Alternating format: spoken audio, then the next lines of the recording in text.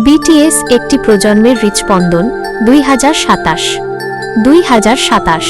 এই সংখ্যাটা শুধু একটা বছর না, এটা কোটি কোটি আর্মির বুকের ভেতর জমে থাকা একটা দীর্ঘশ্বাস। সেদিন সকালে সূর্য ঠিকই উঠেছিল, পাখি ডেকেছিল, পৃথিবী স্বাভাবিকভাবেই চলছিল, কিন্তু কোথাও একটা কিছু থেমে গিয়েছিল আমাদের ভেতরে। খবরটা যখন ছড়ালো BTS as a group is stepping back, অনেকেই প্রথমে হেসে উড়িয়ে দিয়েছিল। কেউ বলেছিল গুজব, কেউ বলেছিল ওরা কখনো আমাদের ছেড়ে যাবে না, কিন্তু সত্যি ধীরে ধীরে বোঝা যাচ্ছিল এইবার আর এটা শুধু গুজব না। বিটিএস মানে কি ছিল? একটা ব্যান্ড, 7 জন আইডল, নাকি কিছু সুন্দর গান? বিটিএস ছিল সেই কণ্ঠ যেটা রাত 2টোর অন্ধকারে আমাদের বলেছিল you are not alone. BTS ছিল সেই হাত যেটা আত্মবিশ্বাস হারিয়ে ফেলা একটা ছেলে মেয়েকে বলেছিল লাভ ইয়োরসেলফ।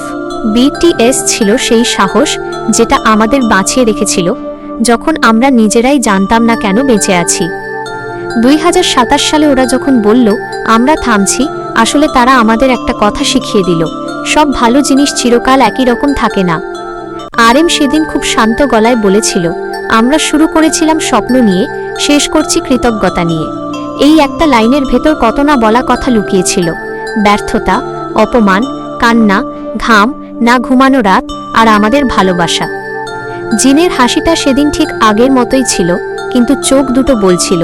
হাসিটা ধরে রাখতে কত কষ্ট হয় তোমরা জানো না।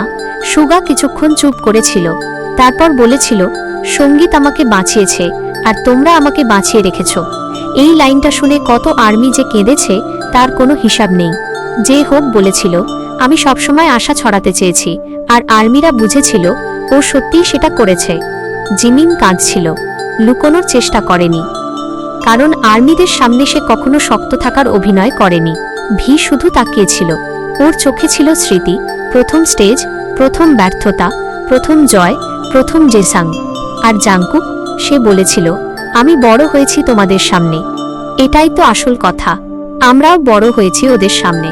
স্কুলের ইউনিফর্ম পরে নো মোর ড্রিম শুনেছি, এক্সামের আগের রাতে নট টুডে চালিয়ে সাহস নিয়েছি, ব্রেকআপের পর ফেক লাভ শুনে কেঁদেছি, জীবনে সব ঠিক হয়ে যাবে ভেবে লাইফ গোজ অন শুনেছি।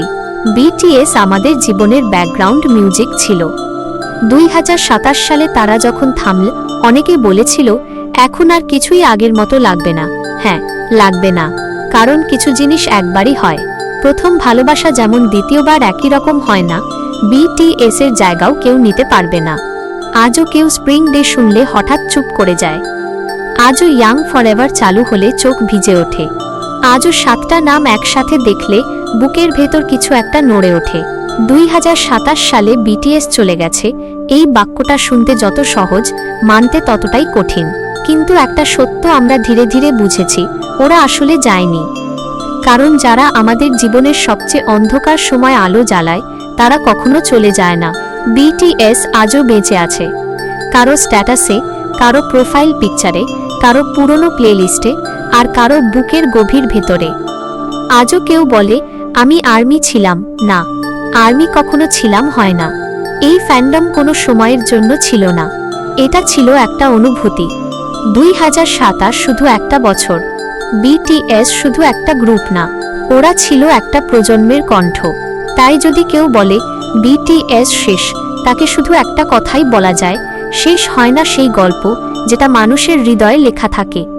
বিটিএস ছিল, বিটিএস আছে, বিটিএস থাকবে আমাদের প্রতিটা নিঃশ্বাসে।